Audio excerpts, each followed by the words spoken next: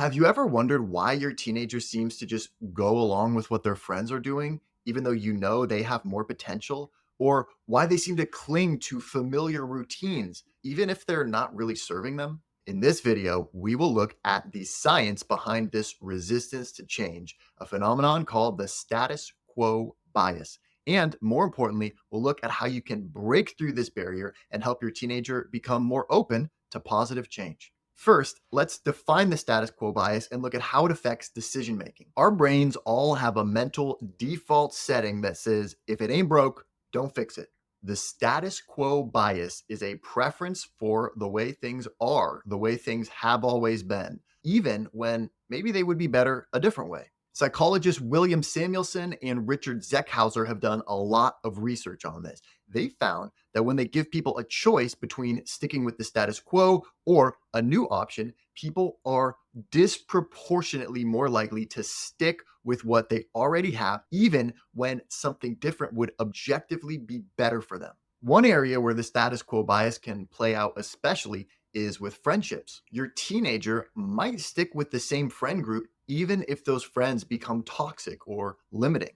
The familiarity of their current social situation, even if it's not ideal, can feel safer than branching out and trying something new. Similarly, when it comes to big decisions like choosing a college or deciding what activities to do, it can be a lot easier for teens to go along with whatever their friends or their siblings are doing, even if that wouldn't necessarily be the best path for them. This is the status quo bias in action. So, how can you help your teen overcome the status quo bias and embrace positive change? One strategy is to help them expand their perspective and consider multiple options. Some interesting research by psychologist Hal Hirschfield has shown that we're much more likely to make a positive change when we can connect our current actions to our future selves. Encourage your teenager to really think about their ideal future self or how their life is going to be 10 years from now or 20 years from now, and then reflect on how their current actions would impact that future self.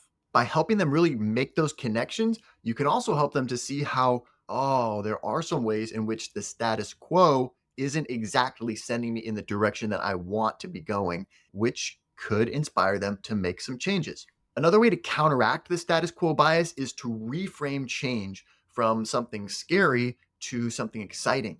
The status quo bias thrives on the perception that change is risky and uncomfortable. By reframing change as a positive opportunity, you can help your team develop a more open and flexible mindset.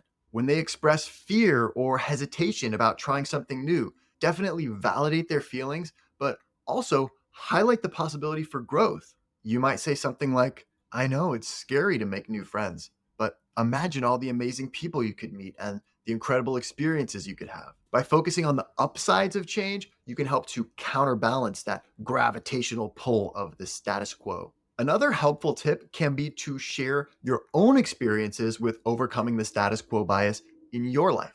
Try sharing some stories with your teenager about times when you stepped out of your comfort zone. Talk about how it was scary and difficult, but ultimately it led to something really cool. Really emphasize both the difficulty and the negative emotions that you were experiencing, but then also the positive things that came out of it, how you made new friends or learned a new skill or opened up a whole new path for yourself that you never could have thought about. Show your teenager that even though change can be uncomfortable, it can also lead to positive growth in our lives. This can help to normalize the process of stepping away from the status quo. Okay, so we've looked at the status quo bias. We've seen what it is, seen how it plays out for teenagers, seen why it can prevent them from stepping out of their comfort zone and growing in their lives. And we've also looked at 3 strategies parents can employ to start helping your teenager to stretch their comfort zone a little bit. We talked about imagining your future self and connecting your present day actions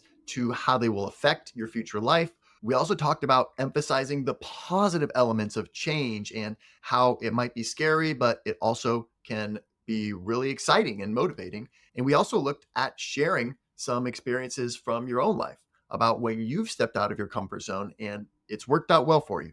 Hopefully you found this helpful. If so, please like the video and subscribe to our channel for more research-backed tips on parent-teen communication. I'll see you in the next video.